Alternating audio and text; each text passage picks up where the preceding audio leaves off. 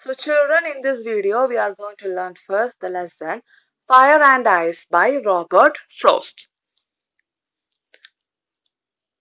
First, let's see about the poet. Robert Lee Frost was an American poet. His work was initially published in England before it was published in America. He became one of the America's rare public literary figures, almost an artistic institution. He was awarded the Congressional Gold Medal in 1960. The theme of Robert Frost's poem is the destructive potential of hatred and desire. In his poem, Frost explores with amazingly eloquent brevity two forces which have the potential to bring destruction to the world. The first of these two is desire, which Frost likens in heat and intensity to fire.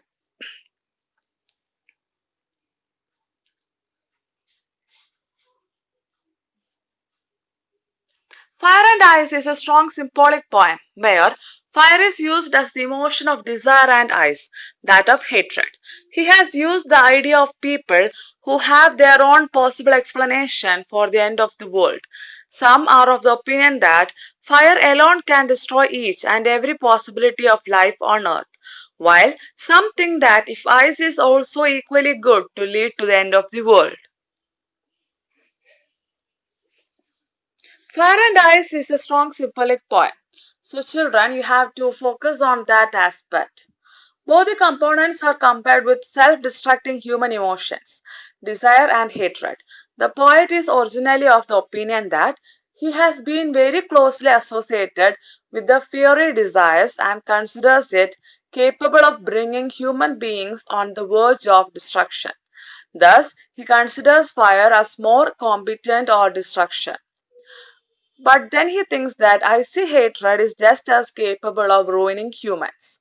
Therefore, if Earth was to end twice, ice would be just as good as fire. If fire would lead to rapid destruction, ice would lead to silent damage. The poem very artistically underpins the philosophy that we let our emotions rule us, and if we don't control them, they will surely bring us on the verge of chaos. Assonance. I hold with those who favor fire. Alliteration. In I hold with those who favor fire. Imagery. Some say the world will end in fire, and to say that for destruction, ice is also great. Symbolism. Fire is the symbol of desires, and ice symbolizes hatred. Anaphora. Some say the world will end in fire, some say in ice. Personification. Fire and ice are capable of destruction. So that's all about the lesson Fire and Ice. Now next we are moving on to Dust of Snow by Robert Frost. It's also a very short poem but with a deep meaning. Now let's see about the author, about the poet. Robert Lee Frost was an American poet known for his realistic depictions of rural life and his command of American colloquial speech. Frost frequently wrote about settings from rural life in New England in the early 20th century. Frost received 4 Pulitzer Prizes for poetry. He was awarded the Congressional Gold Medal. The poem Dust of Snow by Robert Frost reiterates that the little things in life can make huge changes in our future. It also shows that if we can take the hard times of life in stride, eventually something will happen to change our situation into happier times.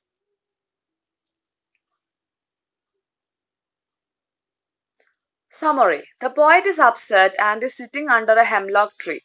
Suddenly a crow sitting on the tree shakes the tree and fine particles of snow from tree falls on the poet.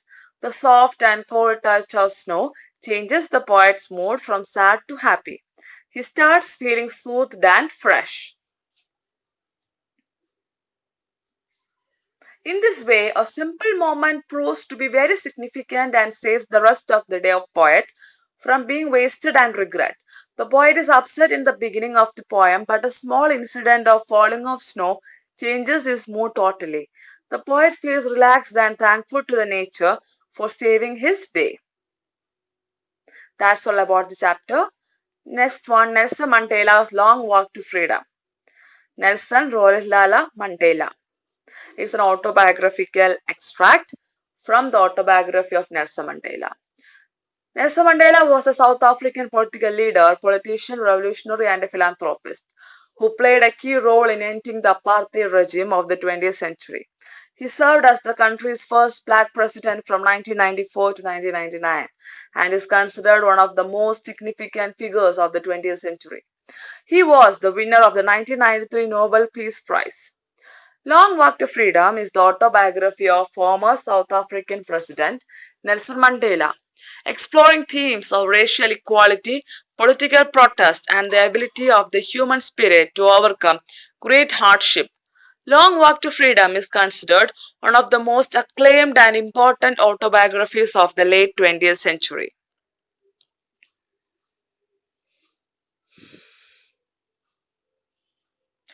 Nelson Mandela was sworn in as the first black president of South Africa on 10th May 1994. The swearing-in ceremony took place in the lovely sandstone amphitheater in Pretoria. He addressed the rainbow gathering with the zest telling that never, never, and never again should it be that the beautiful land would experience the oppression of one by another.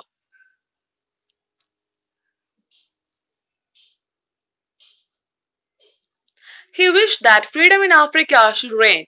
The army officials who could have caught and put him in jail before were saluting him to pay respect to the newly born democracy. The two national anthems were sung at the time of his swearing in ceremony. He recalls back the history and pays homage to the national martyrs who sacrificed their lives for the sake of their motherland.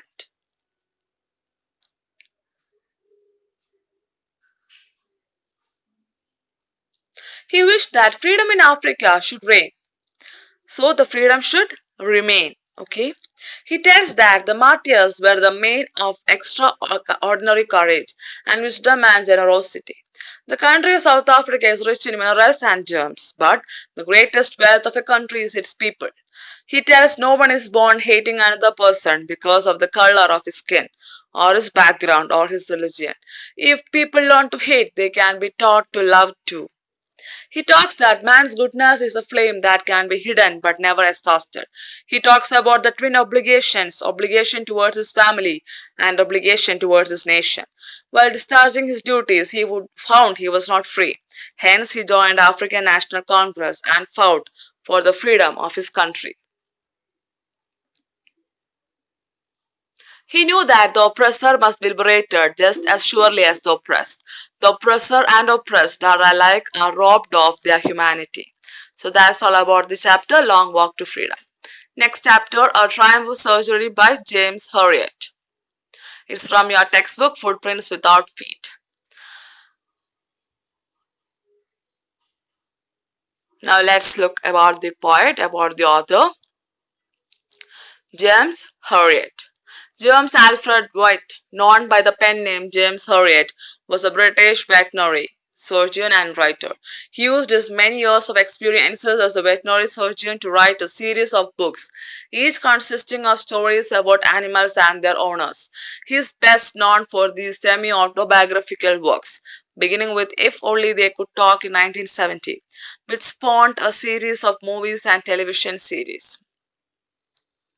So it's an animal story, okay? The Triumph of Surgery. And it's about a dog, and the dog's name is Tricky. Mrs. Pumphrey, a rich lady, takes her dog out for a walk. A nearby veterinary doctor who knows the lady sees the dog and is shocked as he sees that the dog looks like a blotted sausage with a leg at each end. He advises her to stop giving him unhealthy things to eat, but Mrs. Pumphrey is not able to refuse him. So the owner of the dog Tricky is Mrs. Pumphrey. And we have the author as the veterinary surgeon. Soon he falls sick and the doctor is called. The narrator, Mr. Herriot, then somehow takes Tricky, the dog, to the hospital, even though he knows that Mrs. Pumphrey is not ready to leave her dog and nearly fainted just by hearing these words. Then he takes the dog along and puts a bed for him in his surgery. The dog doesn't move much nor eats anything for the first 2 days. On the second day, he looks around and whimpers a bit. He wanted to go out on the third day and started playing with the bigger dogs when he was taken out. He also licked the bowls of other dogs clean on the third day.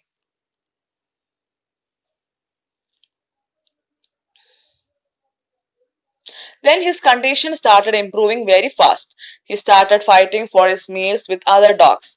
Then, when this news reached Mrs. Pumphrey, she started sending him eggs as she thought that Ricky was recovering from an illness and needed energy foods. Mr. Harriet and his partner started eating those eggs for morning breakfast. Then, for improving Ricky's blood, Mrs. Pumphrey started sending in bottles of wine, which was again consumed by Mr. Harriet. He used to take 2 glasses before lunch and some more glasses while having his lunch. Then, when she started sending in bottles of brandy for Ricky, that was the time when Mr. Harriet thought that he would really like to keep Ricky as a permanent guest in the surgery.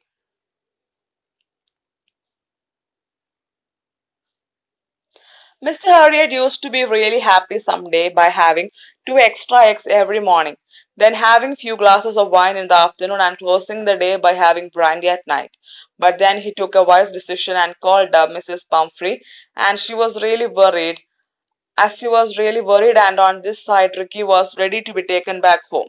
Ricky was really happy to see his mistress and jumped into the car. Mrs. Pumphrey said that she won't be able to ever thank him for what he had done, and also that his surgery had been successful as Ricky was now cured. So, next chapter, the ball poem by John Berryman. So, this poem is about the loss, how we have to deal with the loss in our life. John Berryman was an American poet and scholar. He is best known for the Dream Songs, which was a sequence of 385 poems. He won Pulitzer Prize for the Dream Songs. He also won National Book Award. So the poem, the Ball poem, was written by John Berryman. The poet John Berryman, through his poem, The Ball Poem, has described the reality of life which everyone has to face one day. He has touched the topic of how to stand up against the miseries and sorrows of life. Now we'll see the summary of the poem. Read the poem, okay? The poet is talking about a boy who has lost his ball. He wants to know about him and his reaction because he has lost his ball. Further, he asks himself that what this boy will do after losing his ball. The poet has seen the ball going away from the boy. He says that the ball was cheerfully jumping up and down in the street. This means that when the ball skipped from boy's hand, it went into the street and later on it fell into the nearby river. The poet says that there is no benefit of consoling the boy by saying that he will get another ball because he has other balls too. He says so because the boy is feeling very sad. He is completely surrounded by sorrow. He is sad because all the memories of the childhood days went down the harbor with the boat. Here the poet says that the boy is very sad as the boat, which has now gone in the water, reminds him of those sweet memories of the times when he owned it. This loss is unbearable for him and he is grief stricken. The poet says that he can't even tell the boy to take some money from him in order to buy another ball. He says so because the new ball will not bring the sense of belonging to the boy. Further, the poet says that the time has come for the boy to learn the responsibility of taking care of his things.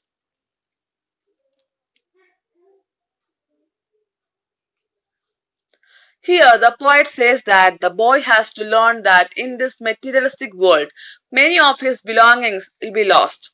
He personifies the ball as his belongings, be it the worldly things or the relationship he is in possession of. So he says that he has to learn to live without them no matter what. He says no one can buy back such things for him. The poet said so because, according to him, money can't buy you everything. If it does buy you some materialist thing, still you will not be able to buy the sense of belongingness. He says that the boy is learning how to stand up against the sense of lost things. This means that the boy is trying to learn the real truth of life, which states that you have to accept the miseries of life and stand up again. This is the truth which everyone has to learn in his or her life, the harsh truth of standing up against the old miseries of life that everyone has to bear.